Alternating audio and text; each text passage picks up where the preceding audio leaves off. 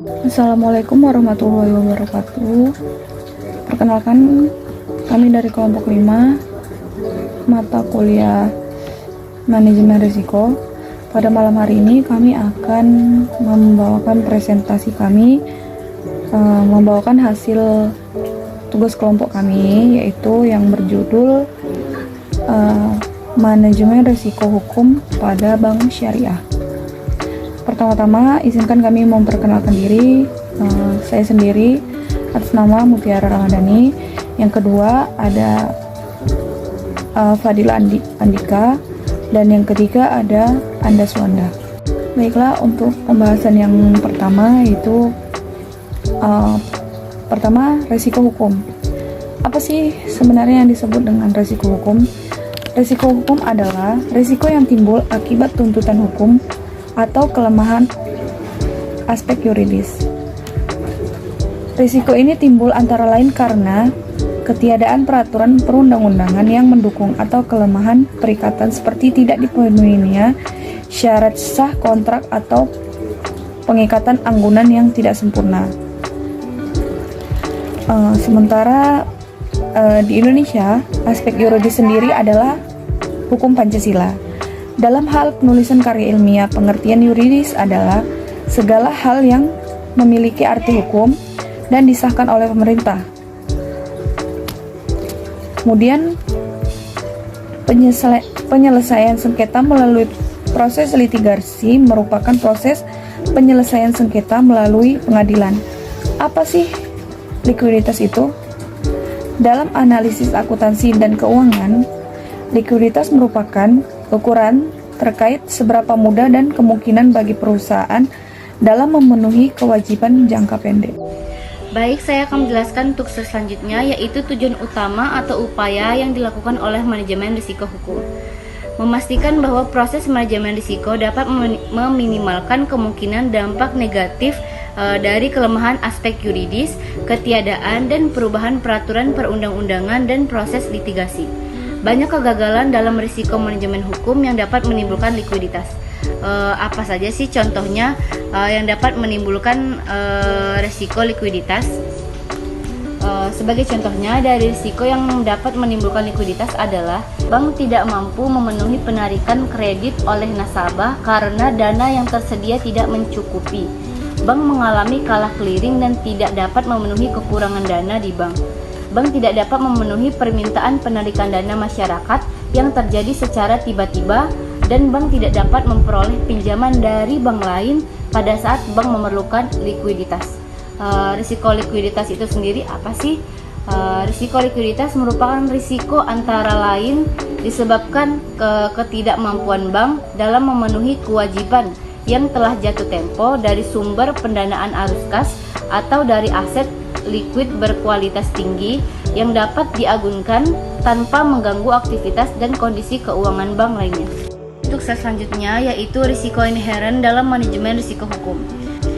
Risiko inheren merupakan risiko yang melekat pada kegiatan bisnis bank, baik yang dapat dikuantifikasikan maupun yang tidak, yang berpotensi memengaruhi posisi keuangan bank syariah. Faktor pada risiko inheren yang mencakupi dalam parameter atau indikator penting dalam risiko hukum. Yang pertama ada faktor litigasi. Faktor litigasi itu sendiri apa sih? Litigasi itu sendiri merupakan suatu istilah dalam hukum mengenai penyelesaian suatu sengketa yang dihadapi melalui jalur pengadilan.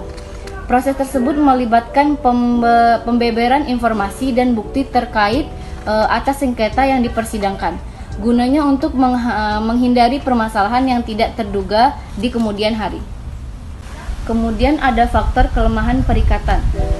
Perikatan adalah hubungan antara dua orang atau lebih di dalam lapangan harta kekayaan di mana suatu pihak mempunyai hak dan pihak lainnya mempunyai kewajiban atas suatu presentasi.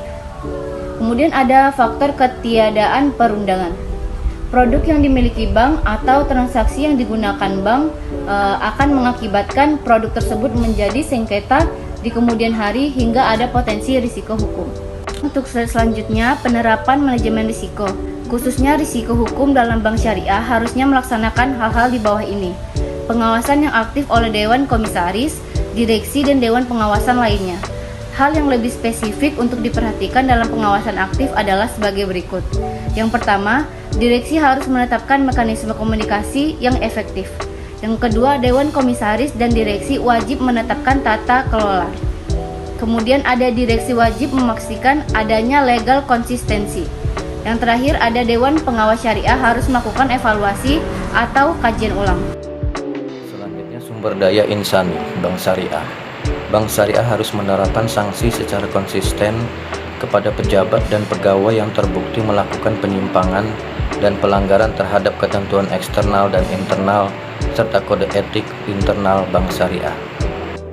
Organisasi manajemen risiko hukum. 1. Bank Syariah harus memiliki satuan kerja atau fungsi yang berperan sebagai legal watch, ialah yang menyediakan analisis atau advis hukum kepada seluruh pegawai pada setiap jenjang organisasi. Kedua, Bank Syariah wajib memiliki satuan kerja atau fungsi independen yang menilai dan memantau secara kontinu implementasi manajemen risiko untuk risiko hukum. Biasanya hal ini dilakukan oleh Satuan Kerja Manajemen Risiko atau SKMR. Yang ketiga, Satuan Kerja Fungsi yang membawahi bidang hukum SKMR dan Satuan Kerja Operasional harus secara bersama-sama menilai dampak perubahan ketentuan atau peraturan tertentu terhadap ekspor risiko hukum. Dapat kita simpulkan bahwa dalam manajemen risiko hukum, pengawasan DPS punya peran penting serta kewenangan dalam mengatur segala aspek yang ada dalam manajemen risiko hukum, baik dalam perundang-undangan serta pelaksanaan kebijakan manajemen. Penerapan manajemen risiko harus didukung dengan kerangka yang mencakup kebijakan yang ditetapkan secara jelas, sejalan dengan visi, misi, dan strategi bisnis Bank Syariah. Dan secara spesifik, Bank Syariah perlu menambahkan penerapan beberapa hal untuk tiap aspek dalam pelaksanaan kebijakan, prosedur, dan penetapan limit untuk risiko hukum yang meliputi hal-hal sebagai berikut. 1. Strategi manajemen risiko. 2. Tingkat risiko yang akan diambil dan toleransi risiko, serta kebijakan prosedur dan penetapan risiko. Baiklah, untuk kesimpulan dari presentasi ini, di setiap manajemen pasti akan mengalami yang namanya risiko, entah itu yang bersumber dari operasional sebuah perusahaan, dalam perjanjian dengan pihak ketiga, serta ketidakpastian hukum, dan lain sebagainya. Kasus risiko hukum tidak hanya terjadi di setiap perusahaan saja, baik itu di lembaga ataupun di lingkungan sekitar kita. Pasti banyak terjadi penyelewengan yang dilakukan oleh beberapa oknum demi kepuasan individu maupun kelompok.